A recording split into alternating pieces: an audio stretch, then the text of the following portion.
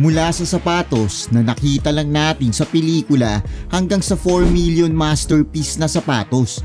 Ito ang mga pinakamahal na sapatos ng mga NBA players. Simulan natin kay Ja Morant. Dahil sa sobrang mahal ng sapatos niya, naiinggit dito ang ibang NBA players.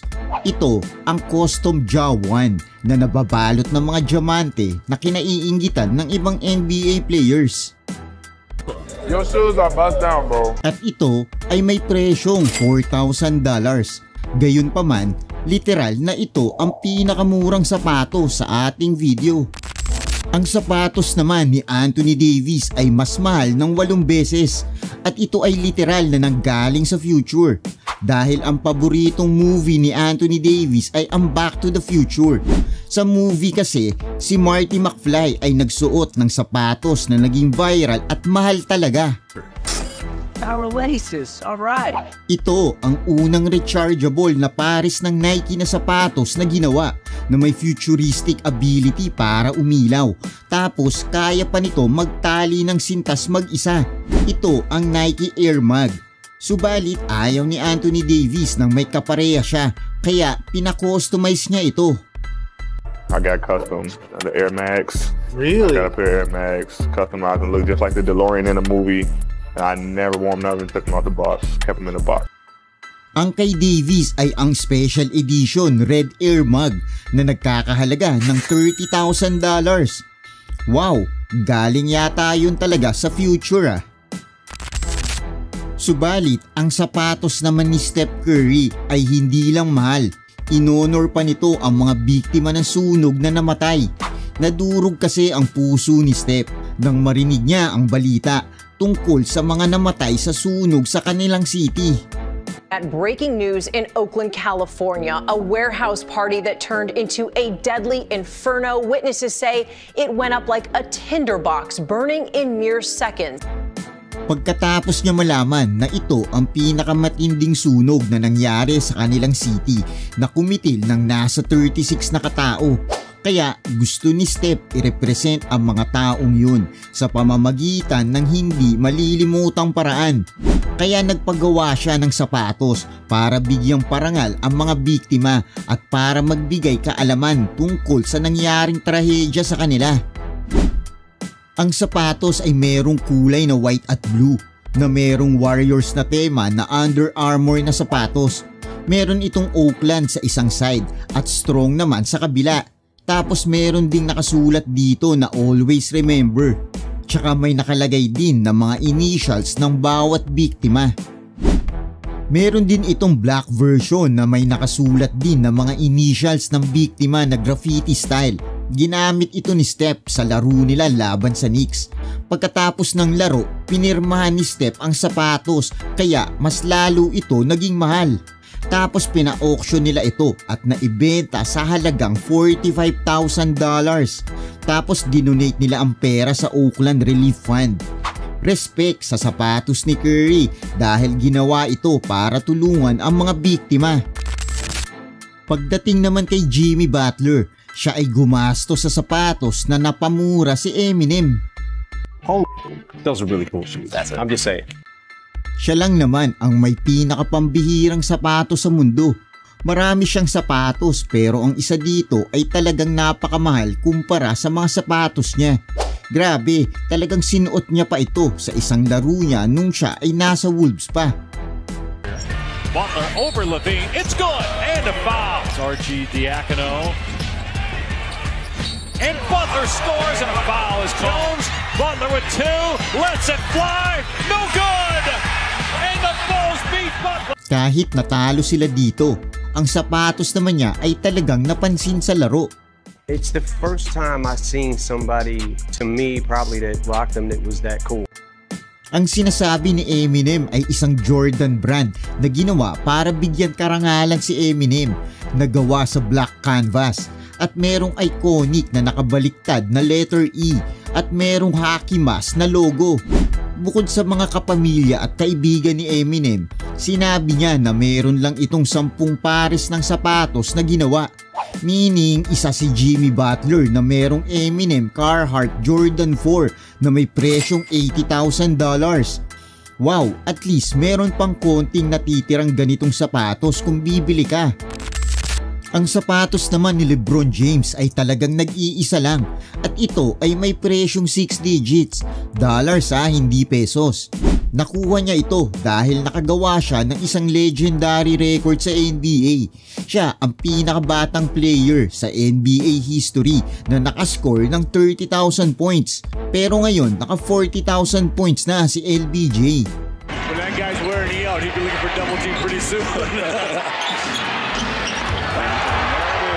That was his 30,000 and 30,001 on that shot. Matapos niya makuha ang isang napakalupit na milestone, ang isang sikat na shoe surgeon ay nagbigay ng isang espesyal na regalo para kay LeBron.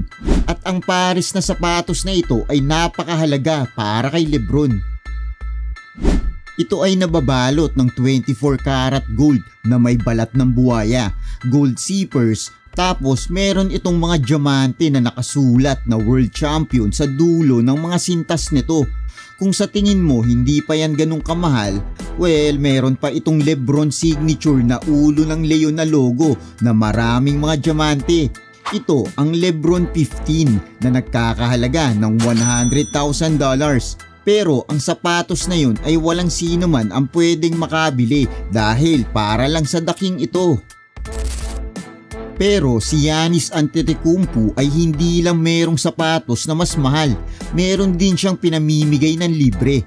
Pinapakita ni Giannis ang kanyang shoe closet at nagkukwento tungkol sa mga paborito niyang sapatos. Pero pagkatapos niya magpakita ng nasa 100 pares ng sapatos, meron siyang pinakita na ikinagulat nilang lahat. Hold on, I gotta pause. This is the rarest shoe in the world. There's probably 12 pairs of these in the world. For real? Maybe 20 max. This the friends and family only. What would you price these at if you had? I figured 50,000, 30,000. Oh, eBay. 30,000. Come on. Hold on. Listen, Alex, listen. Hey man, you're big. 50,000. These are 50,000. You said 50K? These are 50,000. 50 G's? These are 50 G's? I promise you. 50. 10 million subscribers. 10 million. Like this video. What does this say to YouTube? Oh, narinig nyo si Giannis ha? Pindutin nyo daw ang subscribe button. Grabe yung sapatos no? Ito ay ang Blue Louis Vuitton Air Force 1. Sa ngayon ay hindi mo ito mabibili. Pwera na lang kung gusto nyo gumastos ng nasa $126,000. Grabe naman mahal niyan, Giannis. Ang sapatos naman ni Tyrese Haliburton ay mahal din. Naging mahal ang kanyang sapatos dahil sa NFT battle nila ng isa pang NBA player na si Josh Hart. Noong panahong hype na hype pa ang NFT at mataas ang value, si Josh ay merong NFT na hindi lang isa, hindi lang dalawa, hindi lang tatlo, kundi meron siyang 5. Kaya naman ang ibang NBA players ay bumili na rin.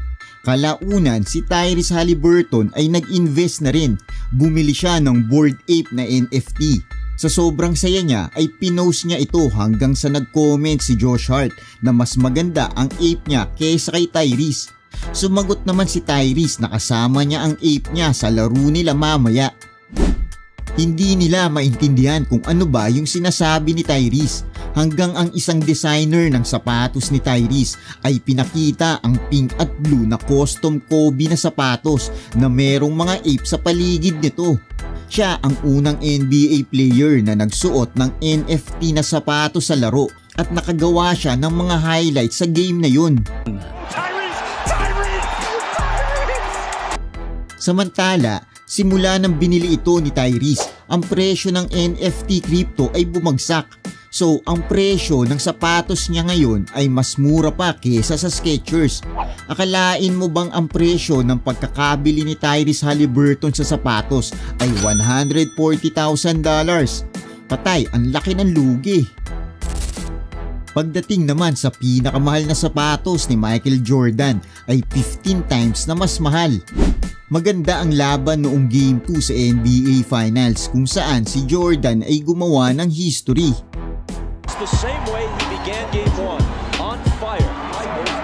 With the shot clock winding down, a against Hornacek. Michael's gonna do it. Two defenders, a whistle, count the basket. Ang kanyang sapatos ay para siyang binigyan ng superpower dahil nakagawa siya ng 37 points at binuhat niya ang kanyang team at naipanalo ang laro. Ang suot niyang sapatos noon ay ang kanyang signature na sapatos na Jordan 13 na nababalot ng leather, red suede at may kaunting makintab na bagay. Ito na ang huling beses na sinuot ni Jordan ang sapatos dahil pagkatapos ng laro, pinirmahan niya ito at binigay sa isang ballboy na bumisita sa kanya sa locker room. Ano sa tingin nyo? Ibibigay ba yun ni Jordan kung alam niya lang ang magiging value nito? Dahil noong dinala ang sapatos sa auction, nag-set ito ng world record.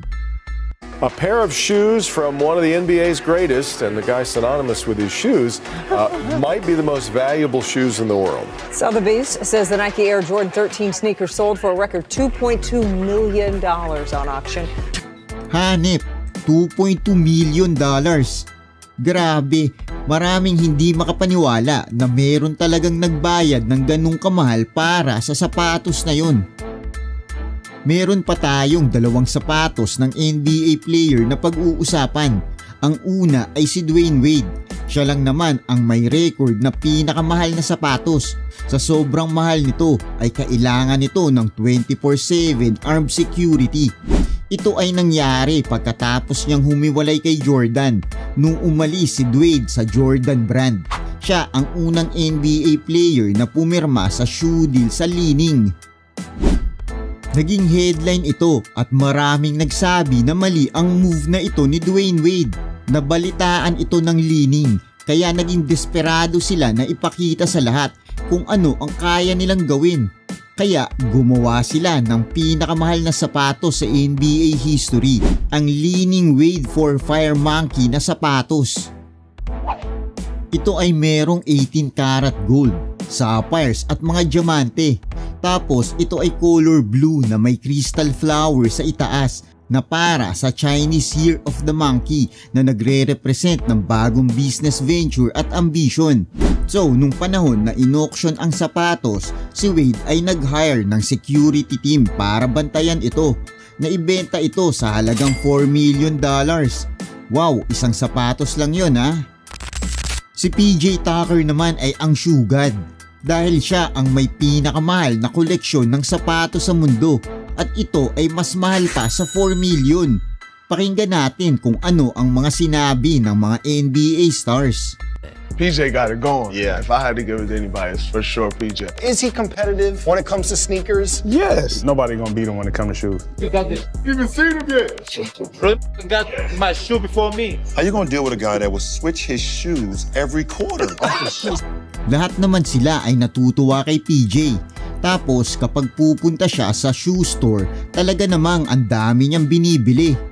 Okay, so your total is $16,944.57. Thank you. Kilala din si PJ na may mga rare na sapatos sa mundo. This one is maybe the most detailed colorful of all time. This shoe is crazy. They're very rare, but they're underrated. The details on those are crazy. That's one of my favorite pairs. Okay. Subalit, hindi lang yan ang meron siya. Ang kanyang koleksyon ng sapatos ay napakalupit.